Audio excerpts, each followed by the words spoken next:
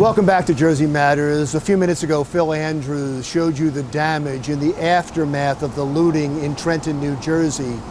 2 Boost Mobile stores were hit. Here's my interview with their owner, Carlos Perez. Just to catch viewers up with your story, you have 3 businesses in Trenton, mobile phone businesses, and 2 of them were looted.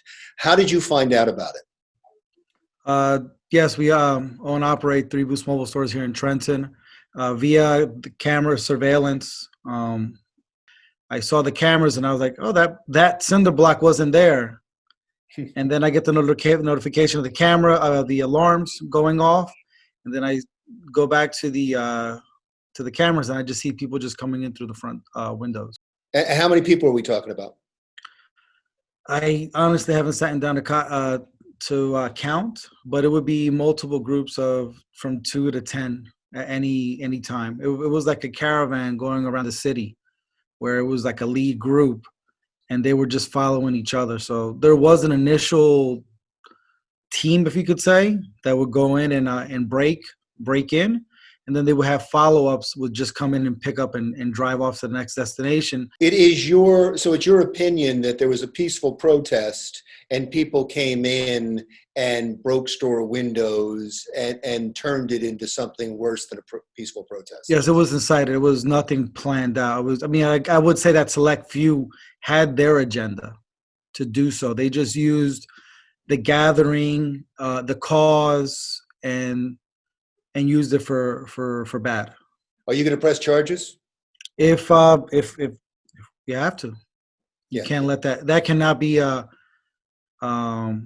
foreseen. It has to be. You have to. I can imagine I can't imagine what it's like to be a small business owner and to go through a government shutdown because of a quarantine and then start to come out of it and have to suffer through this kind of looting. Can you address that? What it's been like the last 3 months for you? It's Rocky Balboa, punch after punch, but you still win at the end. You just gotta have a positive mindset. Out of all the issues, the problems, you have to look for solutions. My company during the COVID-19, we were working from home, because our business is essential, but we were working under limited hours, limited staff, a lot of restrictions, a lot of guidelines, following the best practices of social distancing, et cetera. Us internally on the back end, we worked harder than ever. We actually made our business better, but it was under strict guidelines. So we didn't let customers in the store. We would do door service. Somebody would come to the store, crack it open. How can I help you? I want to pay a bill. We would do it from outside transactions. It was difficult to operate. How much of a setback was the looting to you now? Financially, there is a setback. Spiritually, it was a little bit. It hurt. We were a little confusion, being scared for a second, not being able to do anything about it, where you see people running into your store and damaging what you've done, a lifetime of work invested, and just out of nothing, just being taken away.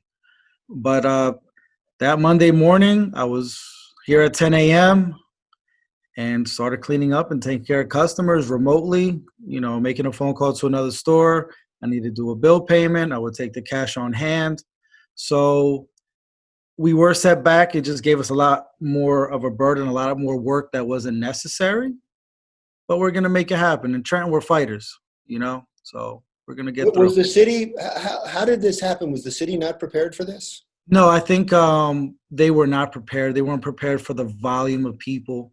The Trenton Police Department has been understaffed, underfunded for many years. So they're already pushed to their limits, and then to give them something extra, like a social disturbance, nobody would be prepared for that. I mean, they're human like us. They have the same abilities as us, so we can't expect more from what they've been giving. Were they not planned? Yeah, they weren't. They didn't have the right coordinations for it. They didn't have a game plan. They didn't have a playbook for it. Has the state helped out since then? No.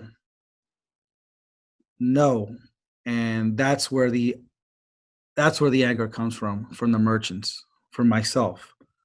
The city hall and the state capitol is maybe a mile and a half away. You could walk there. And the governor has not done anything for his home city.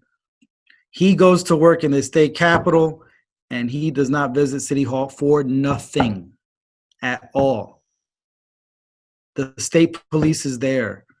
This is any state, their capital is the pride in the jewel. And in New Jersey, sadly, we are shunned to the side. We don't So get your the anger attention. is the state police were right there. They could have helped, and you're saying they did nothing. No, they didn't. Funding is right here. I just don't get it. I don't, you know. And the solution to this, there's always the problem, but where's the solution? The solution is in the state cap legislation. The battles are won. They're won at the desk with the pen and paper. On the streets is where you start. That's where you get the attention, but you need to take the fight inside and not say physical, but by dialogue, by constructive. It's a very complex situation that we've been living in this country for many years, generations that you and I did not experience, you know? It's not, we didn't cause this, we're just living, we're after effect of it. So most people say, what's the solution? There is no solution. The solution is to take baby steps. What we did in Trenton Monday as merchants, with coinciding with the police, we've had 3 nights of peace: Monday night, Tuesday night, Wednesday. Now we need to organize. And yes, there's going to be different point of views and different backgrounds and different agendas on it, but let's all get that base. Let's get that basic platform. What do we all agree on? Let's get that accomplished.